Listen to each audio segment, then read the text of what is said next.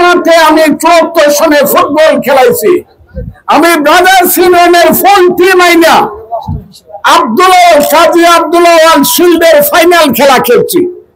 সেই ফাইনাল খেলায় ড্র হওয়ার পরে আর খেলা হয় নাই। সেই অষ্টগ্রামের মাঠে আজকে খেলা হচ্ছে। আমাকে যারা প্রধান অতিথি করেছে তাদেরকে আমি ধন্যবাদ জানাই। আমি নমিনেশন পাওয়ার পরে তারা আমাকে প্রধান অতিথি বানায় নাই।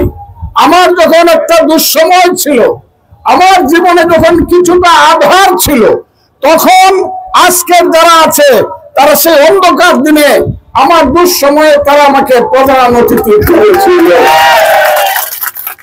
তাদেরকে আমি ধন্যবাদ জানাই।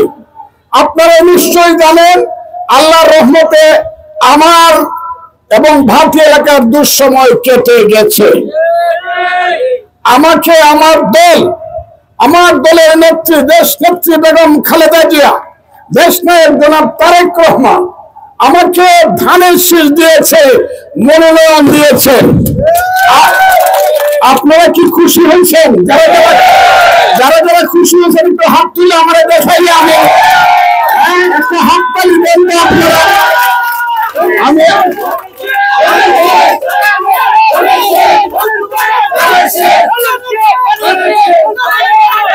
আমি আপনাদেরকে সালাম জানিয়ে আজকের এই ঐতিহাসিক ফুটবল খেলা অষ্টগ্রামের মাঠে আমি সবার পক্ষ থেকে উদ্বোধন ঘোষণা করলাম। আপনারা খেলা শুরু করেন।